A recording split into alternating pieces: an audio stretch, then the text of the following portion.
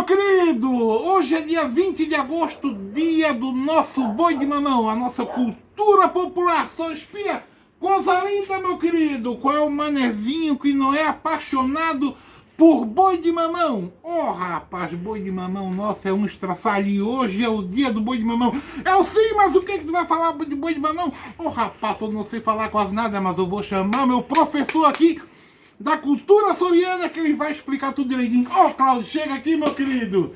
Satisfação, minha gente, tá de novo aqui no Engenho dos Andrade para falar do nosso boi de mamão. Hoje com o Cláudio. Cláudio, como é que surgiu a cultura do boi de mamão, Nico? Então, vem de longe, né?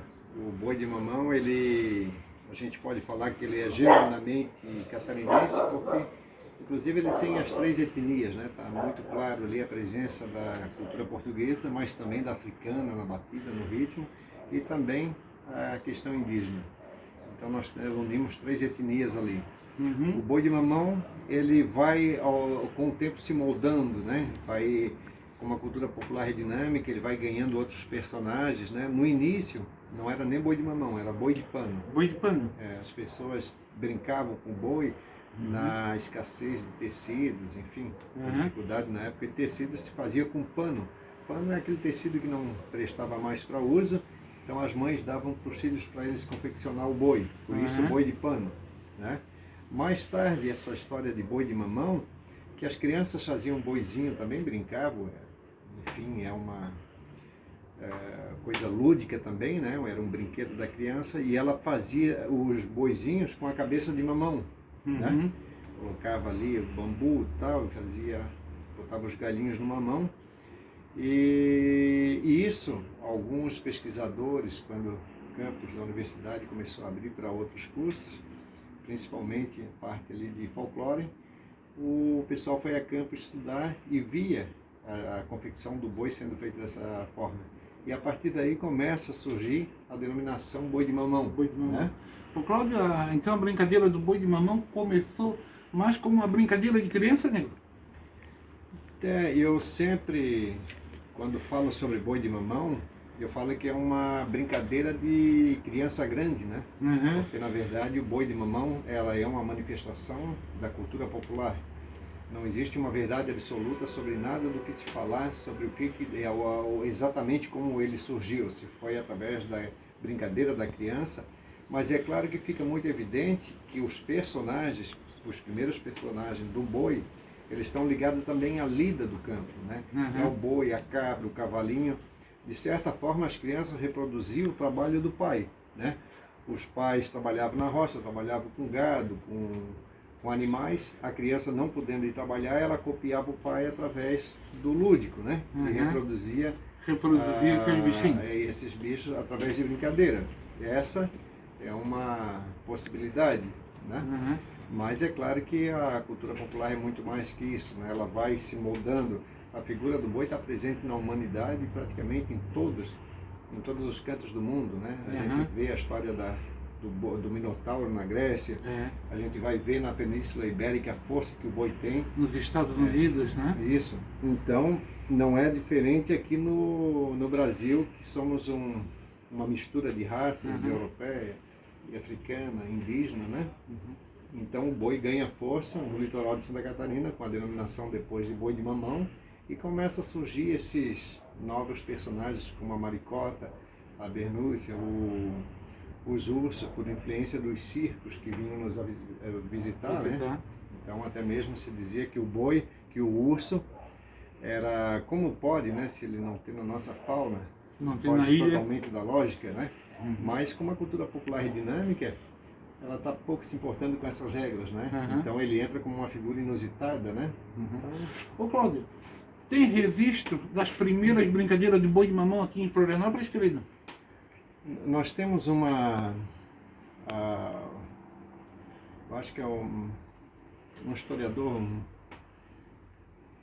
que agora me fugiu o nome, de sobrenome Coelho, acho que é Manuel Coelho.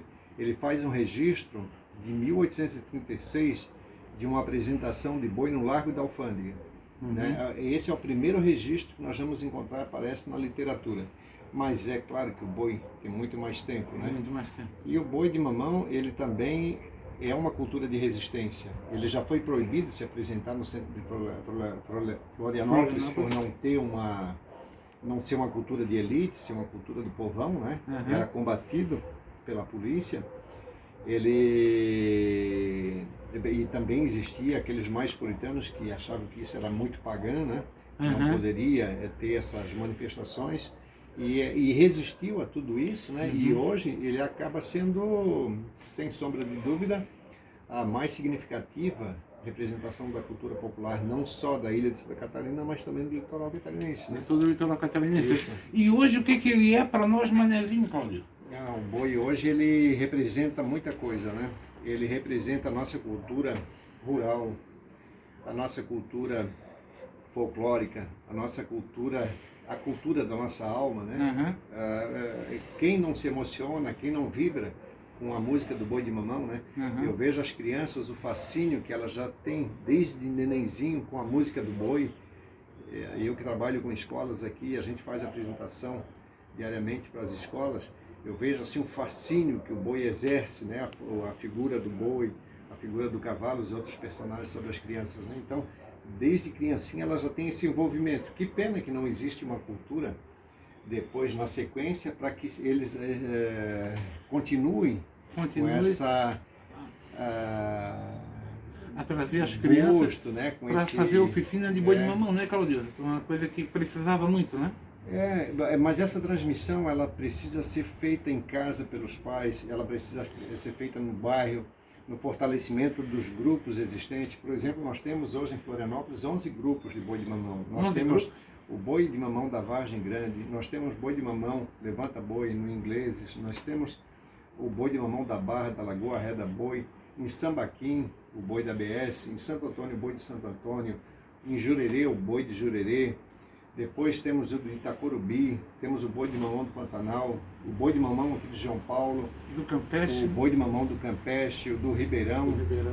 E enfim, talvez eu tenha esquecido de algum. Cláudio, existe uma união entre os grupos de boi de mamão, meu querido? Sim, nós criamos em 2018, nesse mesmo local aqui, o Conselho do Boi de Mamão, com o intuito mesmo de fortalecer, de organizar o boi de mamão, porque embora ele tenha toda essa importância que eu que falei, mas na prática ainda não existe assim políticas públicas voltadas a essa cultura da forma que ela merece, a atenção que ela merece, né? Então precisa se criar um mecanismo que fortaleça os grupos de boi de mamão, que eles não penem tanto, né? Eu vejo assim a dificuldade que o boi tem para transportar para uma apresentação. É uma vergonha um boi de mamão ter que pagar um frete num caminhão e vendo os seus personagens caindo pelo asfalto, né? Como já aconteceu com esse grupo. Tem que dar dignidade para o pessoal continuar com essa cultura, né, Cláudio? Exatamente, é o que precisa, porque o que eu vejo assim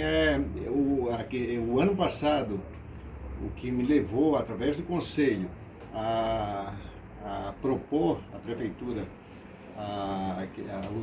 não o tombamento, mas o registro do boi de mamão como patrimônio imaterial, foi exatamente isso, que se criasse políticas públicas que fomentasse, que desse mais sustentação a essa manifestação. Para deixar essa nossa cultura cada vez mais forte, né? Hoje, sinceramente, gente, assim, dá tristeza no coração da gente ver esses bichos tudo aqui paradinhos, mas por segurança da pandemia, eles vão continuar assim paradinhos até essa pandemia acabar. Mas tem uma novidade aqui que o Cláudio vai dizer para vocês, gente. Cláudio, qual é a novidade que tem aí pro boi de mamão, querido? Então, agosto, como todo mundo sabe, se comemora o mês do folclore, né? Principalmente essa semana agora. E dia 20 de agosto é o dia do boi de mamão, foi instituído o dia do boi de mamão.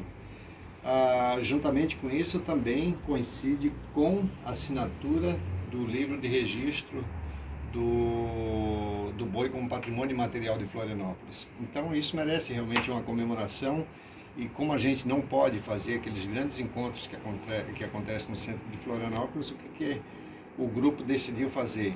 Fizemos assim ao longo do mês inúmeras reuniões virtuais, né? Onde se propôs fazer uma live, né, com 2 integrantes de cada grupo, e fazer uma grande apresentação para comemorar esses 2 feitos, né? E essa live vai ser no dia 15 aliás, no dia 22, às 15 horas, né, no sábado.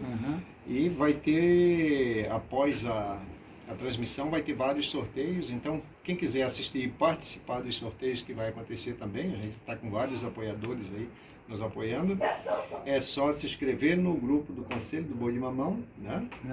E seguir lá, tem lá as instruções, né, para concorrer os prêmios. Então, vai ser transmitido pelo Instagram e também pelo canal do YouTube do Conselho do Boi. E pelo Facebook? Facebook não. Não? Ele é pelo Instagram só, né? Isso. Ô Cláudio, muito obrigado, meu querido. Gente, muito importante que vocês assistam e participem dessa live do Boi de Mamão, porque o Boi de Mamão é a nossa cultura popular, a cultura do Manezinho, a cultura de Santa Catarina. Falei alguma coisa errada, meu querido? Não, correto. Ô, meu querido, coisa linda. Estamos aí na pandemia, mas ligadinho na nossa cultura, não podemos esquecer nunca o nosso Boi de Mamão. Um grande abraço, Delfim da Rosca.